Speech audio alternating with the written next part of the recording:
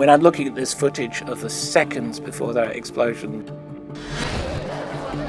there's this sense of impending tension and there are these people and this is just about to happen.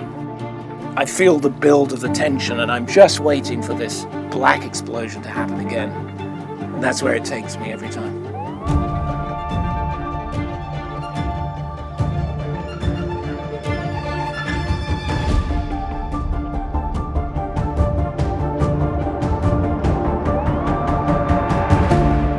I'm Francis Mead. I worked for the UN for 25 years and I'm a videographer. In summer of 2003, I was working for UNICEF. I was reporting and writing articles for the web on the humanitarian situation, like the electricity shortages. I even did a piece about disabled veterans, Iraqi veterans. It was like a compound with trailers surrounding it at the back with barbed wire around it. And then there was a 3-story white and blue building which at one time had been a hotel, but the UN weapons inspectors had used that building for quite a few years. Now, UN weapons inspectors were not popular in Iraq at all because they were seen as being intrusive, so that was a factor. This is a place that wasn't seen very well by Iraqis. So on the day of August 19th, one of the stories I was working on, ironically, was on unexploded munitions in Iraq. So that afternoon, there was a conference on unexploded munitions in Iraq. Naturally, I went there. So first of all, it's pretty unusual to have cameras running when an explosion goes off, very close to the explosion. And I was sitting in the front row next to Alan, this ex-military guy from New Zealand. The thing I remember is looking at this footage is that you've got a normal situation. You've got people sitting in a normally lit room, somebody's just talking about some subject. And these are the last few seconds before the explosion happens. If you look very carefully at the footage, in the last kind of second before the explosion, you start to see the image shaking.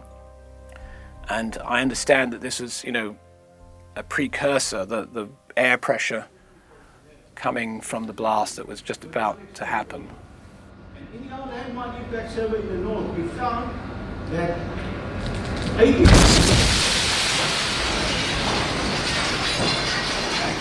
And I have to say, this is pretty much like it was. The audio is like an immense crash. It's this huge crash. And blackness. It's like you can't. If we were in this room and everything went black and there was a crash, your brain would be suspended for a few seconds.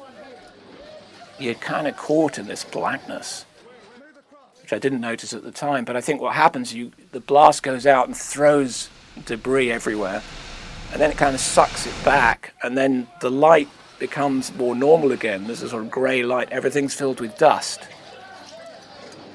Yeah, so you got all this. You can see all this dust, and people sort of beginning to react. And I remember that at that moment, as the light comes on and you think, oh, that was an explosion.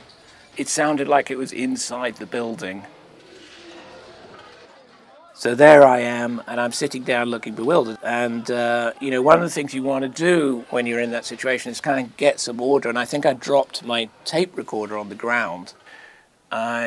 I didn't really know what to do. It's like, well, what do you do after an explosion has gone off? I mean, what do you do?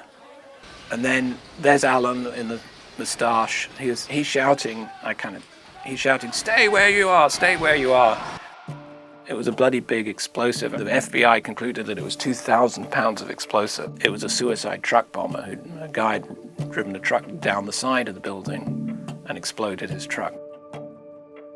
So there's the bill. That's very familiar to me. That's the front entrance where we stumbled out. There were a lot of very well-trained emergency people there, and they very quickly began to gather bodies, actually, or badly injured people on grass. And I stumbled out and was, looking down at these people, not knowing what to do. I feel bad. I didn't know what to do.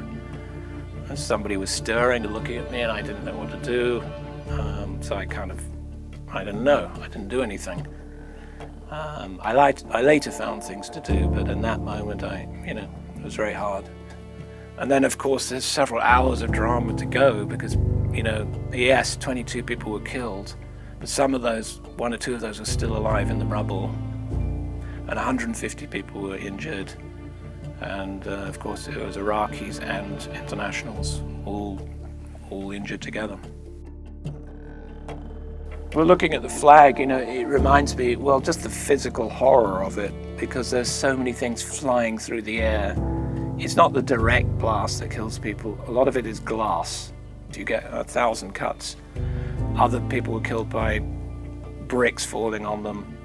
So you can see that there are holes in the flag, and there's this deadly shower, a blast of objects and glass and metal and brick. There was one Iraqi who was a waiter who came to the door with other people, and he was killed in the doorway. So I remember him. The other aspect of this is just sheer dumb luck. You just happened to be in a place where you weren't killed, and somebody not very far away from you was killed. I mean, obviously this is a watershed moment for the UN. There'd never been such a big attack on a UN civilian operation before. And I don't think the UN quite realized that they were in danger, that it would actually happen. Nobody quite believed. They thought the UN shouldn't be militarized, should be separated from military protection, because how can you operate if you can't integrate and work and intersect with the local population? But sadly, the UN flag didn't provide protection. This was a huge attack. And then it was a watershed moment because this presaged several further major attacks on the UN down the years. For example, in Nigeria, in Algeria, in Afghanistan. I think humanitarian work has become more complicated these days. That's my impression. There's also a lot of criticism of humanitarian work, and it's not effective, or, people don't use the money well. Some of that criticism is fair, but some of it isn't. It's better than not doing it, I'm pretty convinced. In many cases, humanitarian workers are bringing in really vital support that's really needed, or they can help train, or they can bring in other kinds of support. So, despite all the problems, the security and the criticism, I'm still a believer in humanitarian work. You have to do it thoughtfully and be well prepared and well informed, but it's worth it.